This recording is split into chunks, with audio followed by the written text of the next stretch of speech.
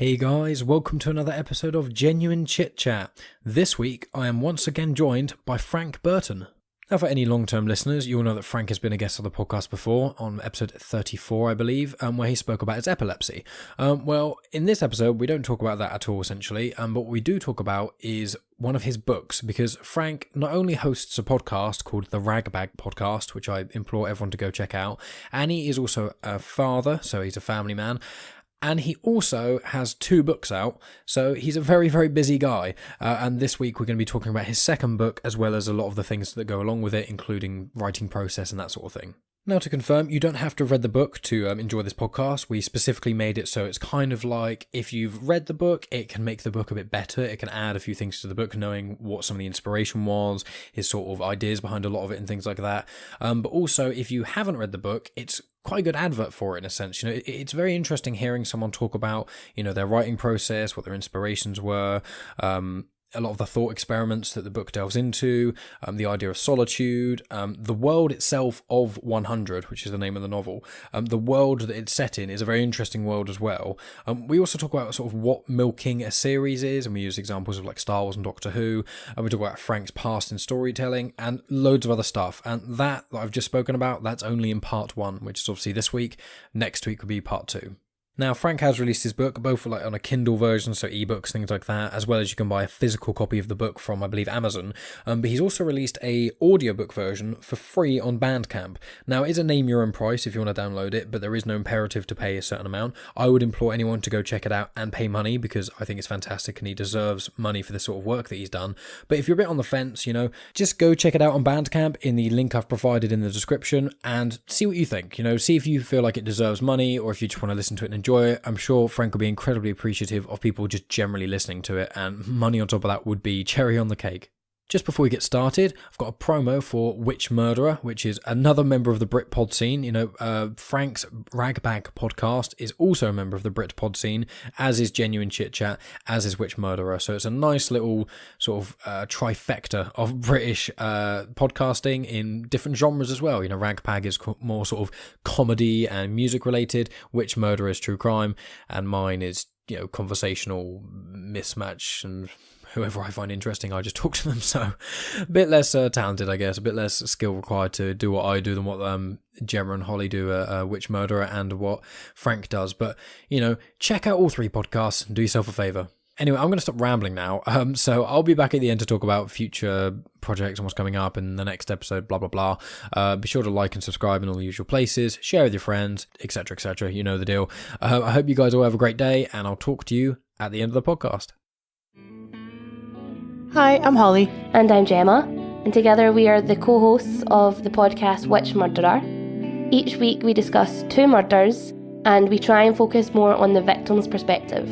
Oh my god, that's not who I thought was going to die. Let's just blame it all on Tom Cruise. Yeah, I'm just, math stumps me at every turn, even in dismemberment. We all know she was cut in half. He had projectile pooped. Oh no! The entire room. Will they ever get along? God damn it. Fucking get along, eat an ice cream cone. You're gonna make so many enemies, and I love it. How many times do I have to say, if you're gonna murder people, don't keep a fucking diary? Don't keep a diary. I really didn't want to be frozen to death. When were you born, honey? No, I'm not telling you. I don't like the thought of somebody who's selling ice cream being that angry inside. And then we have ourselves a little debate at the end about which murderer we would want to kill us if we had to choose. If we had to choose. It's a game of which would you rather. Exactly. And if you fancy playing that along with us, you can find us on Spotify, Stitcher, iTunes. You can also listen to us on Audiobook and our website, witchmurderer.com. And you can always get in contact with us at Twitter and Instagram at witchmurderer, and also witchmurderer@gmail.com. So hopefully you'll be listening to us soon. Bye. Goodbye.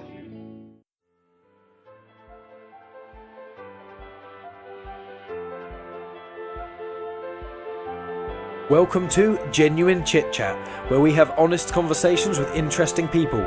And I'm your host, Mike Burton.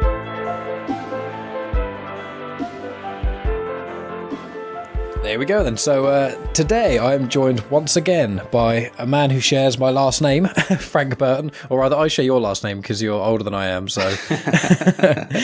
I can't claim to be the first person to have this last name. So I took it from somebody else, from my parents actually. Oh, that's disappointing. I was hoping you'd be the first Burton on the planet, but no such luck. But you are a novelist, and you're a podcaster, and you have a family as well. And you've obviously been a guest on this podcast before, which is the top priority out of all those, being a guest on Genuine Chit-Chat, trumps family, everything, of course. And obviously, everyone should. I'll link to the last episode you're on and talk about sort of your epilepsy and that sort of thing as well, which is an incredibly interesting episode. I implore everyone to go back and listen to that. But in this chat, we want to talk also about your recent book. So I thought it's called obviously 100, and I listened to it because you've got the audiobook online as well. And I thought it was absolutely fantastic. So I didn't know if you wanted to kind of introduce the blurb and yourself a little bit. Okay. Well, thank you for saying it's fantastic, by the way. I love it. It's really, really good. I've been recommending it to people, genuinely. Excellent. Well, that's good. Yeah. So it's a slightly unusual premise in that it's like I say, it's called 100. It's a series of interconnected stories. There's 100 chapters. The actual working title of it was 100 Stories. And I changed the title to 100 because 100 stories sounds like it's 100 stories that are separate thing, and it sounds like a short story collection. Whereas they're all set in the same place. They're set in this fictional city called the Dirty City. And they're set primarily in this tower block, and the tower block has 100 stories. And there's a character who lives in the tower block called Lester who writes or composes 100 stories a day. And so you get to hear a lot of Lester's stories. You get to hear stories about Lester's life, and they're all become sort of intertwined with each other. And so there's quite a lot of different things going on, really.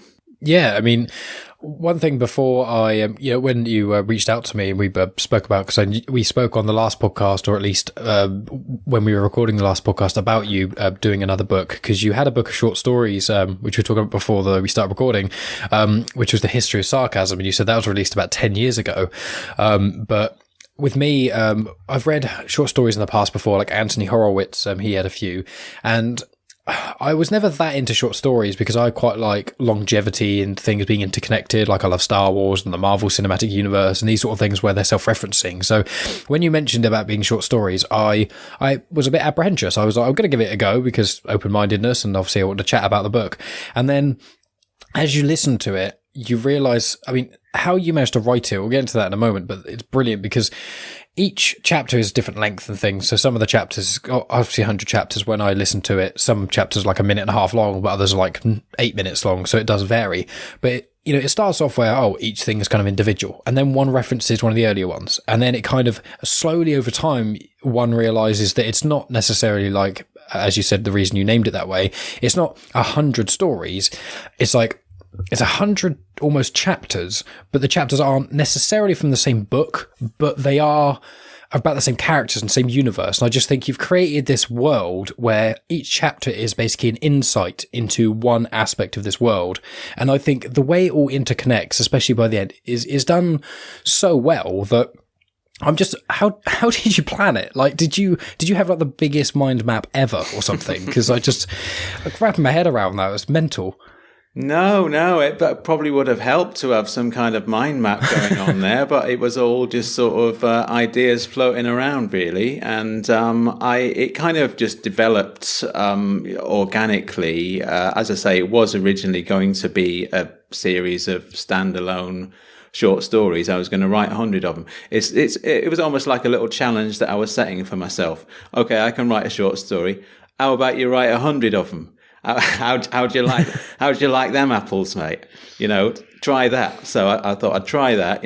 All short ones, and it just sort of developed into the city that they were set in emerged at some point. The building that they were set in, kind of, it just seemed like a good idea to have them all set in the same place, and then recurring characters. Once you've come up with a character, speaking just from my point of view, once I've come up with a character that I like, I don't just want to limit that character to one story. I'd like to explore that character a bit more and see, put them in a different situation, see how they respond to that situation.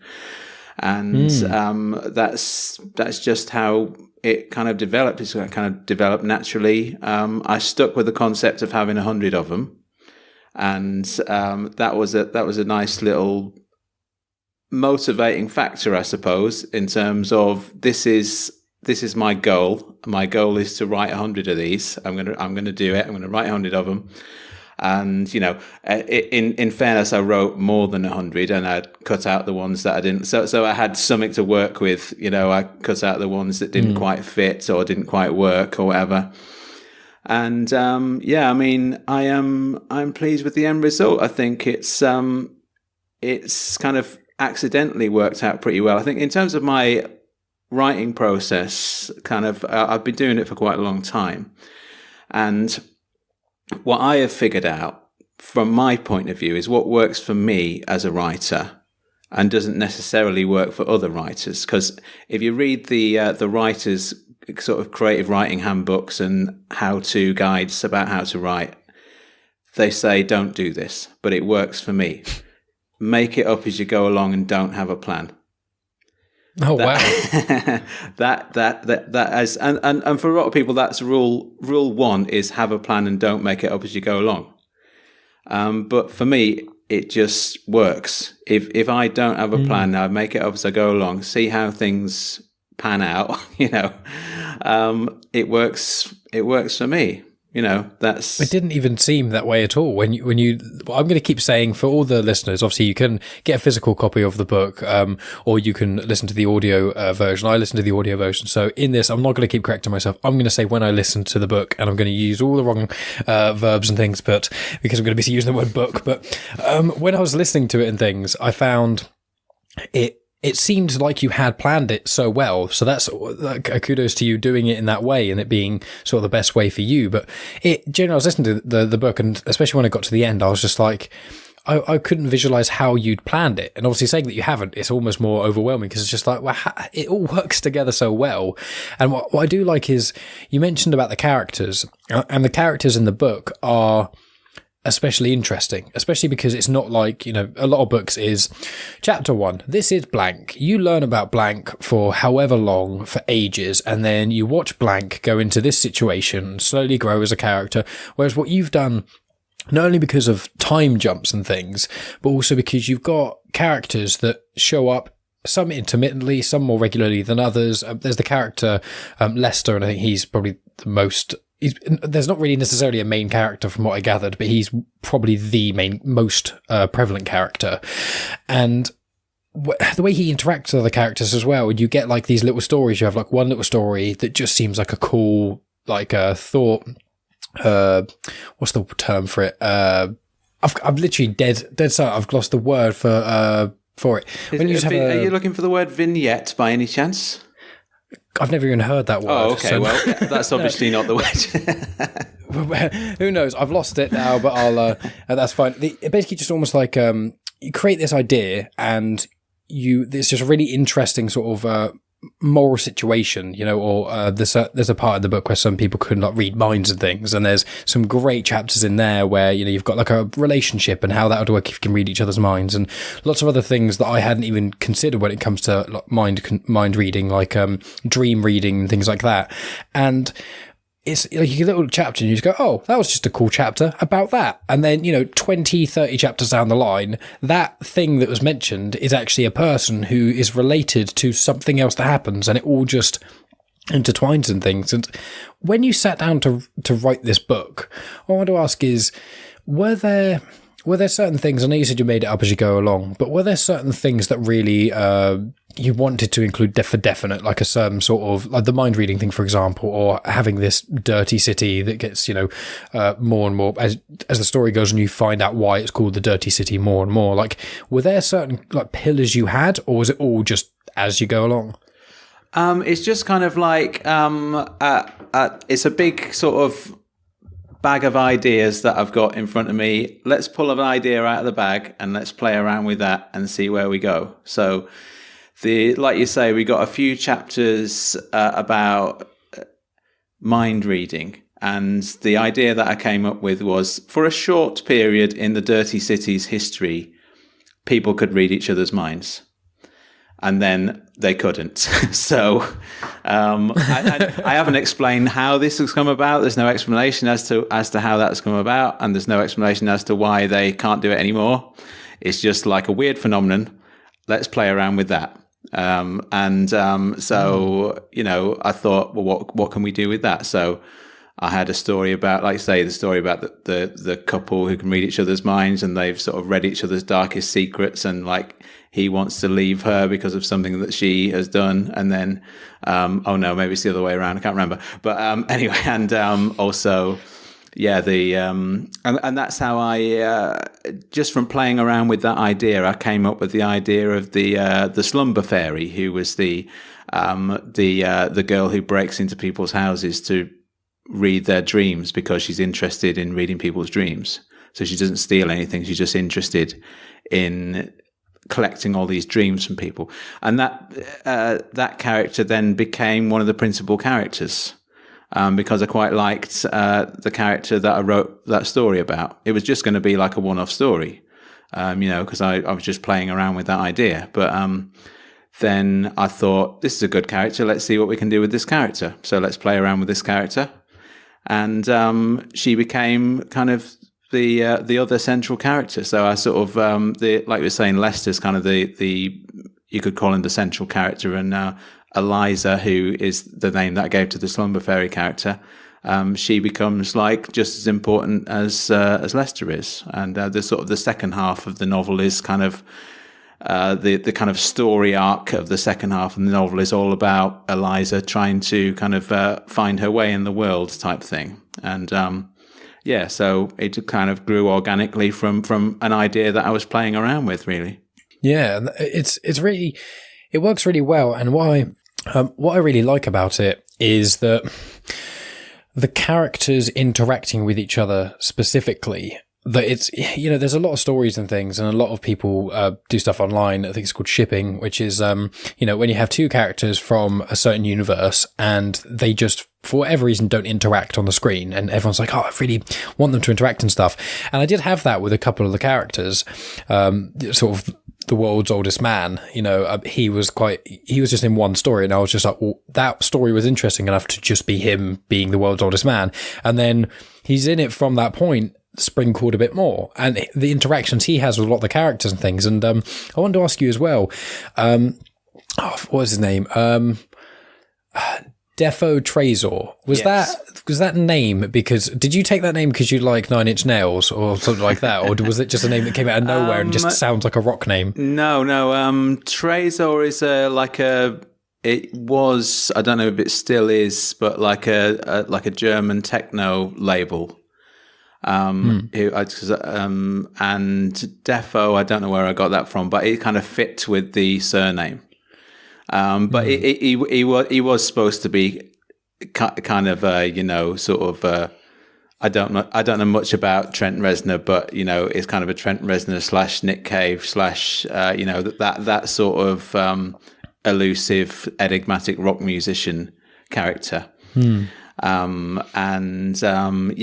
sort of became one of my favorite characters as well, just from the idea that he's reclusive to the point of not wanting people to look at him, so he performs his rock concerts from inside a box, and nobody knows what he looks like, and then he decides to just disappear because he doesn't want anybody to, you know, and it's kind of, there's a whole theme really throughout the book, I think, of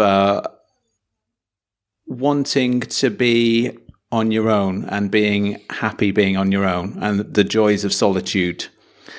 And the thing about the joys of solitude, I suppose, is that that is something that I wanted to write about, because often, or I suppose usually, when people write on the subject of solitude, it's about it's very negative. It's a kind of about loneliness and isolation, all that sort of thing. Whereas all the characters in the novel 100 are happy being on their own, and they prefer things that way. And Defo Trace is one of those characters. Lester is one of those characters. He's basically just spends all of his time on his own thinking up stories, and that's what makes him happy. And he's happy with his life that way. There is that aspect of it, and it is quite interesting. With what I like about it is all of your characters, they are different enough, but there's so many themes that it runs through. I mean, obviously there's with Defo Trezor, it's, the rock and roll band who is kind of, it seems like kind of a gimmick, him always being in a box, but then you find out more about him as a character, and he genuinely really does want to do that. And then, you've got Eliza, the slumber fairy, who, meets up with Lester, and they have like a sort of a connection in some way, but they're quite like, Lester likes being alone, but he likes being almost alone with Eliza, and they have like this comfortable silence. And there's all these things where you bring up subjects that I wouldn't say a taboo necessarily, that sounds too strong, but kind of not the central main thing a lot of people either think of or necessarily identify with on every level, but everyone can understand all these aspects. And like, I'm not a person who wants to be alone all the time, but I can really understand why. And then you get that feel that all the characters, I mean, even some of the characters, like, I wouldn't say any of them are air quotes bad, but the most probably morally bankrupt one is the politician, Jeremy Mercer. And even what he's saying, like a lot of the things that he actually says, even though he's, clearly meant to be a bit of a douche in it, some of the things he says is very true and very clever. And I just think that all of your characters that you've made are really, really interesting. And you obviously say that Defo Trezor was like one of your favorites. Are there any really, really small characters that you wish you used a bit more, or did you manage to use everyone as much as you wanted? Yeah, that's a good question, actually. Yeah, because there are a lot of kind of walk-on parts, I suppose, who I could have done more with. There's there's a character who does I couldn't do any more with him though, because that there wasn't anything more that he could do. He does these city tours that they call the ghosts of building tours, and it's kind of like a ghost tour but for buildings. So he just takes people on this tour and tells them about buildings that have fallen down, and their ghost is here, and this is the story of the building. It would have been nice to kind of do more with him. But once I've got his stories about the ghosts of buildings out of the way, I couldn't really think of anything else to do with him. But kind of, he's very much in keeping with the theme of the book as well, in terms of kind of the Joys of Solitude theme, in that when nobody turns up for his tour, he just does the tour anyway.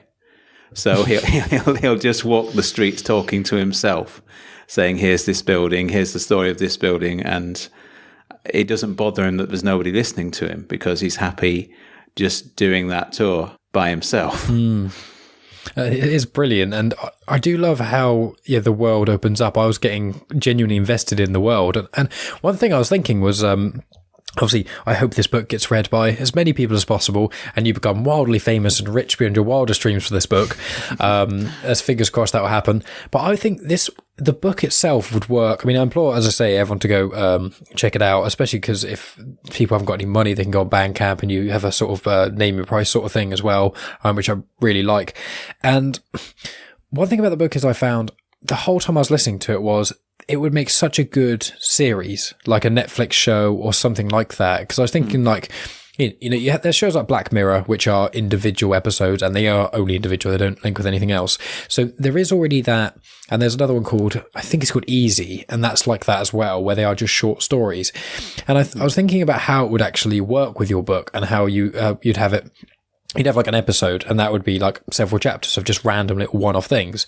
And people would watch one episode and go, oh, that was cool, nifty, a couple of little things in there that I hadn't thought of. And then you watch the second one, and then one or two characters would just pop up again, but not necessarily chronologically afterwards. And I just think as it would unravel with the right director and people producing it and things like that, and obviously yourself being involved, I think it could make a series that would be so appealing to so many people. And obviously, it being a book, it's appealing enough. If anyone listens to this podcast, there's no reason they shouldn't go listen to the book. But I was really, as it was going on, I was getting like excited because I used to listen to it on my drive to and from work. And I was just like, I really hope this character comes up again because I really like this person. I just want to see if anything more happens with them. So what was your sort of, when you're writing it, what's your favourite, is there a favourite part of the book? I mean, we spoke about characters, but I just love the whole world of it all. I think it's done so well. The clean city, the dirty city, the Jennifer, the buildings that communicate with each other. It's just, you have so many ideas coming out of everywhere. It's almost hard to pinpoint one. There's a series of stories that kind of land just in the middle of the book, whereas like I was saying earlier, it's kind of like a book of two halves. So like the first half is kind of a series of stories that slowly become more and more interconnected, and you get kind of the story arc about Lester and Eliza meeting each other and sort of things like that. So you're kind of setting the scene in the first half. The second half is kind of more geared towards kind of there's a lot of things going on in the second half, but it's kind of geared towards kind of Eliza's story about her exploration of the world, I suppose. And in the middle, it's kind of like it's almost like a little interlude in the middle. I've got about 5 or 6 stories about the clean city, which is a city within a city, kind of like the central region within the dirty city. So this is where all the buildings are immaculate, and there's these great works of architecture and things like that. And it's where all the tourists go, and the tourists kind of fly in. They only see what they see in the clean city. We don't see all this sort of squalor that people are living in outside of the clean city. And it's just, just to do a bit of a spoiler of my own book, but it kind of turns out that the clean city is all just an illusion. It's been created that way. It's an act of kind of mass hypnosis, and really the clean city doesn't really exist. It only exists in people's minds. And I'm just quite pleased with the way that it was, the way that those stories kind of unfolded from one to the other. And it had one of the little another kind of little character who I couldn't do much with because he served a certain purpose and then he had to leave. Was the architect? His name's Fritz Deep, and he's only in about 5 or 6 chapters altogether. But he's kind of like this genius architect who kind of eventually sort of figures everything out, and then he just has to leave at the end. And so I was quite pleased with that. Yeah, well, him as a character as well was brilliant because there's little like arcs within it, as you've said, and I like one of the things with Deep where there's just a few chapters about the random buildings he's made, and they're just these really cool sort of concepts. Thought experiment. Earlier on the podcast, when I was thinking of what it was thought experiment. That's such an obvious thing to say. God dang it. But but you bring about so many awesome thought experiments of just like, you know, there's like the strawberry, and it's just it's like a strawberry building and it's spinning. And then you've got like one side of it, which is the humans talking to each other saying, oh my God, it's genius. How do you do this? And like how Deep kind of thought about it. But then one thing that I thought was quite clever that you did was the buildings talk to each other and they can kind of communicate, you know, by sort of minor movements almost in the wind and things like that. And you don't, well, like with the mind control thing, a lot of the parts of the book, you don't go into too much detail. And I find that a lot of things get lost trying to over-explain things. Like a lot of stuff, I mean, I'll use Star Wars as an example. Star Wars, I love it, but when you talk about hyperdrive and things like that, they don't try and explain the science because it's fiction. It can't really exist. Yes. And the more you try and justify it, the more people go, but that doesn't make sense, and pick holes. But where you've just gone, this happened because it happens, so that's it. And it makes the world always better because people in the world don't know everything. We don't know why everything happens, and it makes you feel part of the city. It's like, oh, there's a giant strawberry building. Why is that? Because the guy who made it was a bit insane, right? And why does it spin? Clearly he's a genius. And then you hear from the building's perspective talking to another building, and he's like, I hate the fact that everyone just thinks this guy's a genius. He's an idiot. I'm the one who's spinning the whole time. And it's just, such clever different perspectives, and almost there's a few chapters which are almost the same story, but from a different person's perspective each time. And I love it when stories do that. Well, that's some of my favorite kinds of just the same thing almost, but a different perspective. Sorry, excuse me. So, oh God, some of the ideas that you came up with in the sort of the thought experiments and things, I thought a lot of them were very interesting, and I wanted to kind of get your opinion on some of them. So I've made some notes because there's so much to unpack here in it. One thing was sort of all photos from life, and there's a room which I hadn't considered it, but I think is a very, very interesting idea, and I think you could almost have a movie just about this room in itself. And it's the room that I think more than one, at least one of the characters goes to in the main tower block, Jennifer, and they go in there, and it's like everyone sees something different, but it's like every photo you've ever been in, even ones that you haven't seen.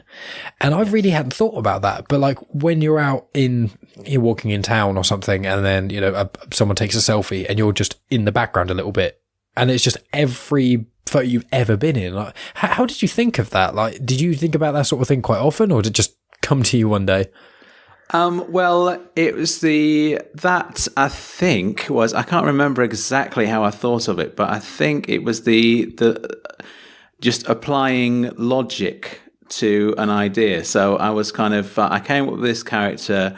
It was the Defo Trezo character who we've talked about, and he wanted to erase every single picture that has ever been taken of him. So he started tracking down everybody's kind of friends and family and everything like that, and asking them politely if they can destroy all the pictures of him, because he doesn't want pictures of himself to be out available. And just applying logic to that situation, I thought, well, wouldn't it be interesting if somehow he could find every single picture that's ever been taken of him, including ones of the back of his head in the street where a tourist has taken a shot, or everything like that. And so I came up with the idea of this room, a room that exists where you can go in and find every single picture of yourself. So that's what he does. He goes in there and he finds all of these, including shots that have been taken of him by his stalker, who comes up later on. I thought, that was just to go into the writing process side of things as well. That's another idea that just while I was writing that story, I thought, what kind of pictures would he find in this room? And well, he's famous. He's probably got a stalker. So I thought, okay, he finds some pictures taken by his stalker. And then so later in the book, I thought, okay, I've come up with this stalker character now, so let's tell his story. So it's one of those things where one idea leads on to another idea. Yeah, I really like that about it. And as I've said before, there are characters just kind of pop up for a second, and you're like, oh, they're kind of cool. Yeah, nice little character. And then later on, they just pop up again, and you're because they're all little short stories. Sometimes there's one story where I think the end of it is like someone is telling someone else a story, and then the story just kind of ends. And they're like, oh, that story ends really quickly. And then he's like, yeah, well, sometimes stories don't actually have to end or anything like that. And they kind of have a conversation, and it kind of almost stops halfway through, and there's a completely different chapter. And it's that subtle little kind of almost breaking the fourth wall sort of thing of this story isn't going to finish either. But then it does come back to it later on. It's a lot of these very clever little details that I really like about it. And there's certain chapters that are like, it's actually one story. It's just one after another. And then it's just somewhere else suddenly. And I thought that was really clever how you did that. And while we're speaking about the writing process, how long did it actually take you to write this book? From thinking I'm going to write this book to actually being released, how long does it take? I think probably 2 years. I would guess. I was it was I should say it was a good few years ago that I did this. I think it was 2012, 2013. And I was living in Hampshire and working in London at the time. And I used to write it on my commute. So most of it was written between while I was on the train. And so I'd have an hour and a half every day, 45 minutes journey each way. And possibly that explains why it's written in these short bursts. I've got 45 minutes available now. I'll write a couple of pages and that's an entire story, and I'll come back to it later on and I'll add a little bit more. So that was my process at the time. I was doing these commutes. And also it's interesting that I was traveling from outside of London to the center of London. And the book is kind of about that journey in a way, because it's kind of like about the relationship between the center of the city and the outside of the city. So I didn't do that consciously, but I think that probably seeped in there somewhere. I was looking out the window and thinking, this little commuter town looks a little bit grim, but in a minute I'm going to see the Houses of Parliament. And there's a bit of a contrast there, isn't there? It's, there's a bit of a, it's you get to see all the different bits of where it is that you're traveling through, and all that sort of thing. So I think those sort of ideas were kind of seeping into my head as I was going through the process of writing the book. And it's kind of I had, in terms of the publication history of this, I had an agent who was very enthusiastic about the project, and it was a great guy as well. I mean, he was really spot on. Anything that I showed him, he'd immediately know what was good about it and what was bad about it. And, I definitely, he's not my agent anymore, but I would recommend him to anyone because he really helped me out, particularly with this project and kind of getting it started, because the actual seed of the idea was there. And I was talking to him and I was saying, well, I've got this book idea and I've got this other book idea. And, he said, well, go with the 100 Stories one, because that's much more original, And, I was thinking, well, is that's a very refreshing thing for somebody in the publishing industry to say. Because I would have expected him to go with the one that would probably turn into like a popular sort of, because it was a toss up between writing 100 and writing like something a lot more straightforward and conventional, and he said, go with the 100 idea, because the 100 idea just seems a lot better. I haven't experienced any stories like that. Yeah, well, that's good. He was right in that. Yeah, definitely. I completely agree. With it as well, speaking of inspiration, are there any, obviously we mentioned defo appraisal and sort of the London central things to the clean and dirty city. Are there any other parts of the book that were kind of inspirations, or even you didn't realize there were inspirations and in hindsight it kind of seems that way? Any characters that influenced or anything like that? Yeah, it's a tough one really, because it was kind of I almost kind of wrote it in like a bubble, if you like, because I mean I've got a lot of influences of writers that I like and music that I like and things like that, films that I like, stuff like that, and that's all kind of seeped into my head over the years. But while I was writing the book, I probably spent at least 12 months just really being locked into working on this project, and I don't think I read anything during that 12-month period where I was really sort of focusing on writing the book. I didn't read any books, and I didn't watch the news or anything like that. So I was a little bit out of touch in terms of what was going on in the world.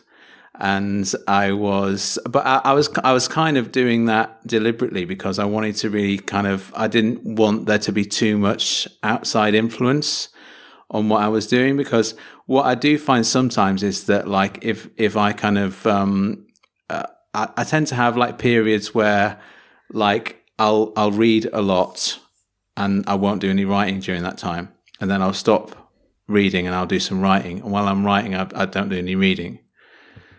Because kind of the things that I read sort of end up seeping too much into the writing that I'm producing, and I've just got this kind of slight fear of kind of imitating other writers a little bit too much, if you see what I mean. But I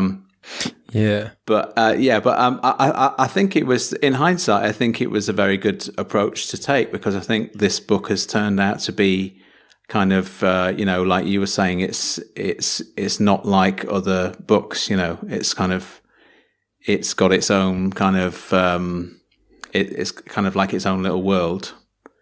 And it's got its own feel. Kind of locking myself away from culture and stuff like that while I was writing it was kind of a quite a good technique in hindsight. I agree. I mean, there's people. I have quite a few friends who are like musicians, for example, and a couple of times they've been at band practice or whatever, and they've started doing a song, and then one of the band members or something, or the person who writes it, goes, "You know what? And it's like, this is exactly the same as this song. And then they play it and they go, it's the exact same chords. That's why it sounds so good. So this is an amazing song I think I've written and it's just absolutely brilliant. And it's like, well, no, it's actually just another song I've basically completely ripped off without even realising.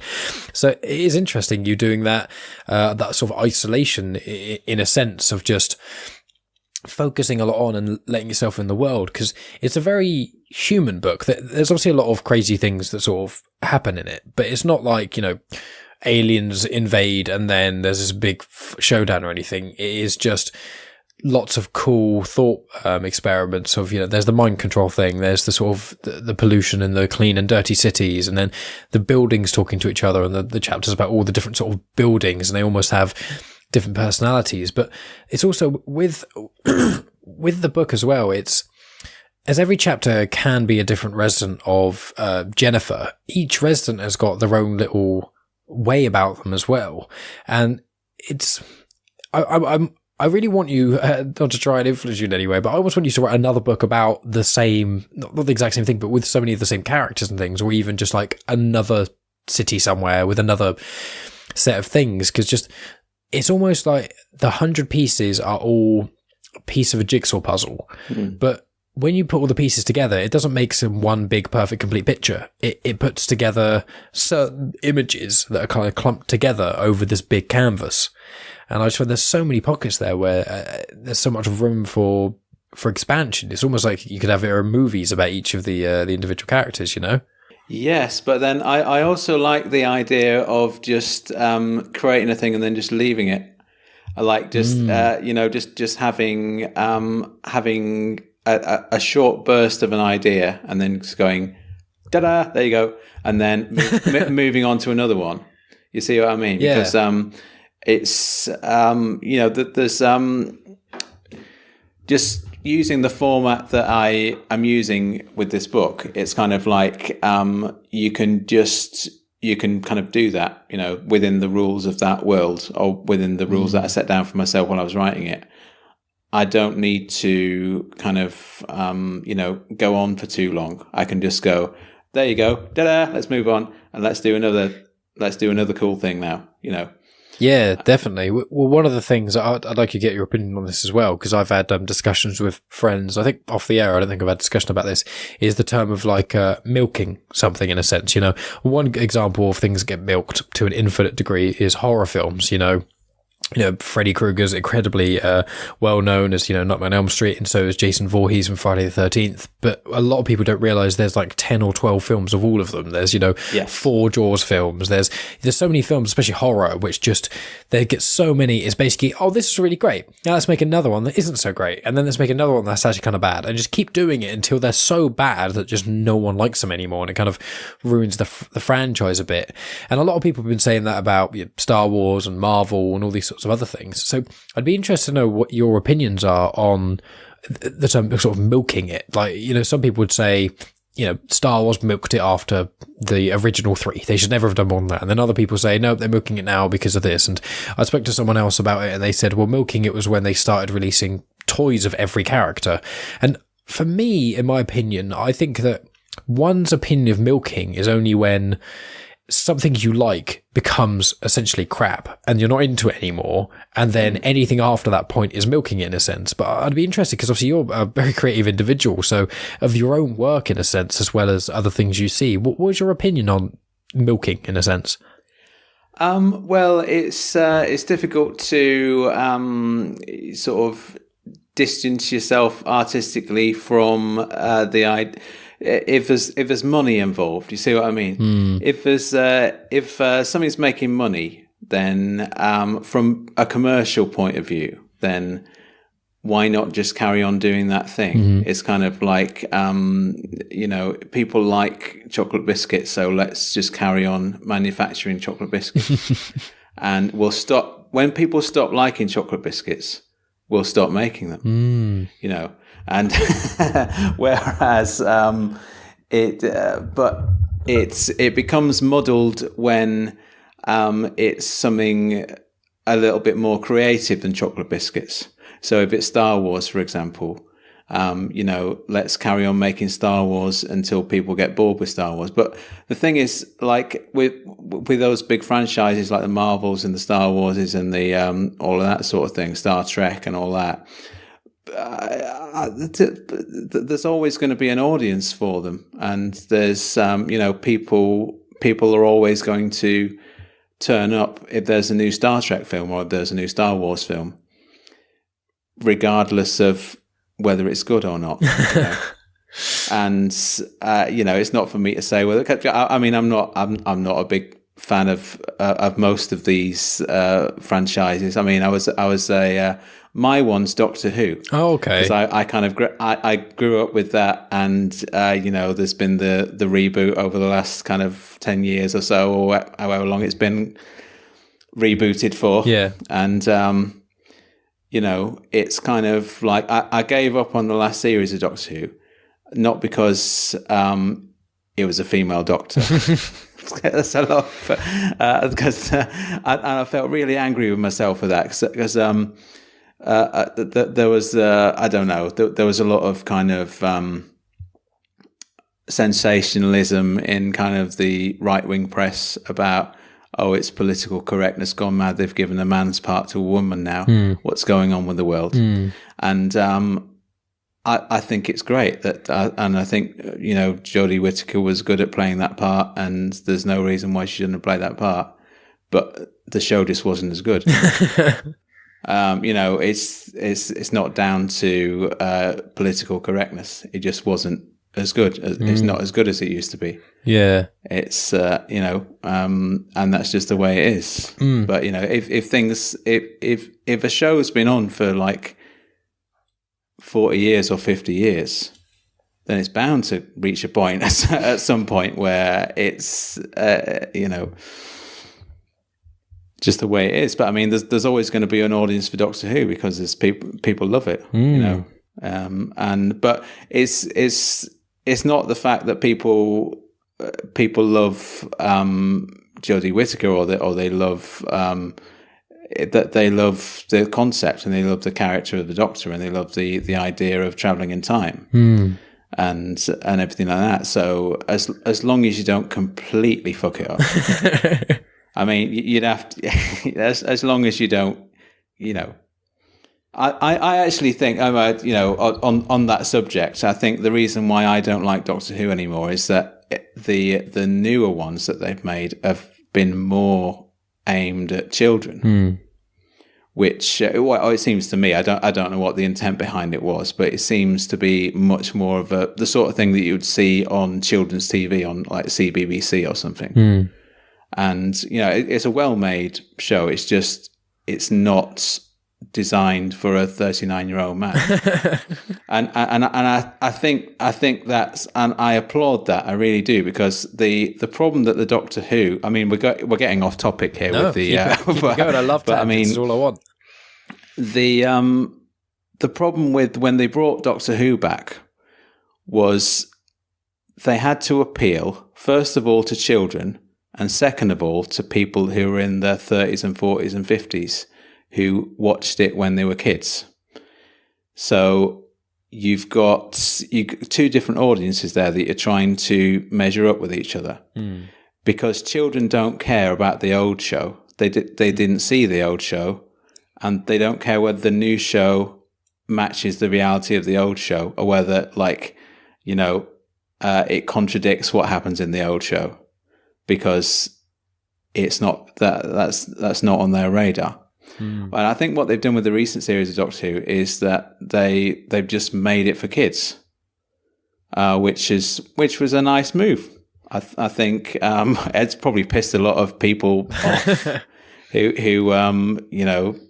But I think that's a nice little direction for them to take it in, really. Yeah. You know, it's not that, you know, you can't just carry on watching Doctor Who for the rest of your life. You know, there's other things going on. Let somebody else have it, because it probably makes it better. Because you know, I think it was a problem, the fact that they were gearing it towards two different audiences, and now it seems to be just geared towards one audience, and that audience probably like it a lot more than they would have done. Yeah, well, Star Wars, they're both parallel in a lot of ways, Star Wars and Doctor Who. I mean, they're both, you know, Star Wars, Doctor Who and Star Trek are obviously the three that I can think of sort of cornerstones of sci-fi that have especially been... They were quite old and kind of started a lot of things, and then they went quiet for a while, and then have come back in a big way once all the special effects have got way better and that sort of thing. And, you know, Doctor Who and Star Wars especially, because I'm much more familiar with those two, they both did that. And, you know, one of the big critiques of when Star Wars came back in 1999, when Darth Maul and Jar Jar Binks and all that stuff, they had the same problem. And It was, you know, we're trying to appeal to the people who like Star Wars, so the original trilogy people, while also trying to appeal to kids. And what they kind of did with a lot of people viewed with The Phantom Menace is neither. They made it far too complicated and political for kids to enjoy, but they made it way too silly and random for any of the people who originally liked it. And it is an interesting perspective of yours saying, well, it's kind of better for them to kind of hone in on one a little bit more, because when you have like different demographics, you know, like teenagers to adults, that's quite an easy bridge to kind of fill in a sense. But doing like children to, you know, middle-aged people in a sense, they are very, very different demographics. It's almost polar opposites. So it's very difficult to do that. So it's a very interesting perspective of yours with Doctor Who. But with staying in line with that, I am also interested. I do want to get back to 100, but with your upcoming, the sci-fi novel that you've written, when can people, is that next year you said that'll be released? And is there any sort of... Yeah. I'm trying to, my big plan is to release 3 books over 3 years. Oh, wow. So 100 being the first one. And the science fiction book that I've written, which is all complete, and that's going to... the only reason I'm not bringing it out now is that I want to do 3 over 3 years. So, and I'm focusing on one at a time. So, and it would be slightly odd to release 2 books at the same time. Because it's hard enough to promote one of them, you know, and also record the audiobook, which takes a long time, by the way, people. Yeah, I want to hear about that as well. Yes. So yeah, that'll be coming out in like roughly 12 months' time. And I see. The third book is one that I've just started, and it is going to be set in the Ragbag universe, which is my podcast. Ragbag is kind of a you may know it, but I play music and I kind of tell stories in character. So I play the character of Frank Burton, who is like the podcast host, and I tell fictional stories about my own life. So the third book that I alluded to is going to be the Ragbag novel, which like I say, I've just started now. So, but I'm kind of I'll probably be kind of intertwine that with the actual podcast. So I might kind of drop little bits of it as I write them into the podcast narrative. And it will all work out very nicely. That is very interesting. I mean, it's funny as well with 100. One common theme of it was storytellers. You know, everyone's got a story. There's the police officer who speaks with Eliza about many stories. Obviously, the kind of main character, Lester, he is a storyteller. And the funny thing is what all these characters have in common is that you're a storyteller too. You have a podcast where you tell stories on the podcast, albeit fictional ones, and then you've also are a novelist, so you've technically got 3 books finished because 2 are released and 1 is going to be a wait till next year, and you've got another one coming out. I mean, you are the storyteller. That's the funny thing. And with yourself being a storyteller, I must ask: have you always like been interested in sort of telling stories and hearing stories like in a much more verbal way, you know, like people used to do when we were sat around campfires and we were more hunter-gatherers and things, you know, having the storyteller of the tribe. Have you always been into vocal stories and things, like in your childhood and that sort of stuff? Yeah, I think so. Yeah, I mean, it goes back to childhood. I mean, my granddad, who passed away many years ago, but he used to just tell us like bedtime stories of just like off the top of his head, you know. So these are stories that he knew, or stories that he'd kind of made up. Sometimes he'd make them up, and sometimes they were stories that he knew. And he was just kind of a great kind of traditional storyteller, you know. It kind of felt like there could have been a little campfire there, you know. And so I think that kind of had quite an influence on me as a child, sort of wanting to grow up and be a writer myself. And I'm just bringing it up to the present day. I mean, one thing that occurred to me the other day was kind of one thing that I do in my podcast is that I'm doing like a series of like bonus like episodes where I interview musicians, and it just from doing that, it really sort of brings it home to me that everyone does have a story to tell, and it's always a different story, you know. And this is just from me kind of just contacting people whose music I like and saying, do you want to come on my podcast? We can have a little talk about yourself and stuff like that. And whoever it is who comes on always seems to say a different thing to the previous person, you know. And everyone's had a different experience. Everyone's got a different story to tell. And it's I'm sure you found this yourself doing what you do. You know, it's I definitely have. And that's the end of part 1. Thanks as always for tuning in, guys.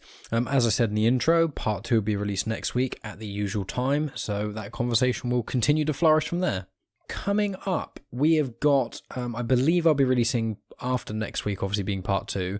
I think the week after that I'll be releasing part 1 of my chat with Beth Crane of We Fix Space Junk, unless anything changes between now and then, but I believe that's what I'm doing. And then after that, it will depend on what I've got recorded. I was going to be doing a podcast with someone a few days ago, but there were some technical difficulties on their end, and due to daylight savings and a few other issues, there's like a time difference, which we hadn't anticipated in a sense. It's a bit, without just going into details and boring everyone, it's basically just, we got the times wrong, both sides. He was having mic issues. We're going to reschedule and do it again. So that's fine. I'm hoping to do another Science But Simple soon. I'm hoping to chat with a friend of mine called Dan soon.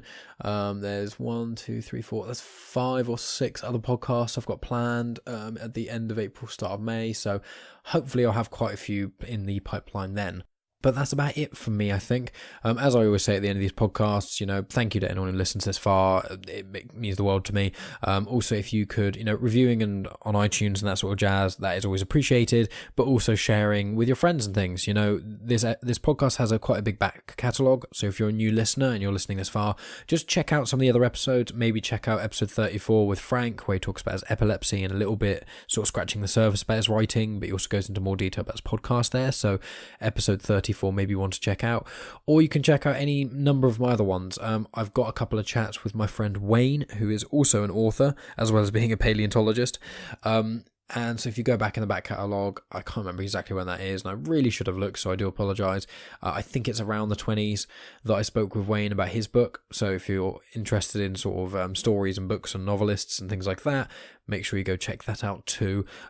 Also, on my YouTube channel, barely anyone listens on YouTube, and that's fine, but I organise them into playlists of genre, so if anyone kind of wants to listen to some of the back catalogue but isn't really sure where to start, you can go on there. I've put it into topics. I think there's like science, fellow podcasters, political things, religion, funny comedic ones, and a few other genres and things. So that's always a good place to check if you're sort of unsure where you want to go, but you kind of know what you fancy listening to.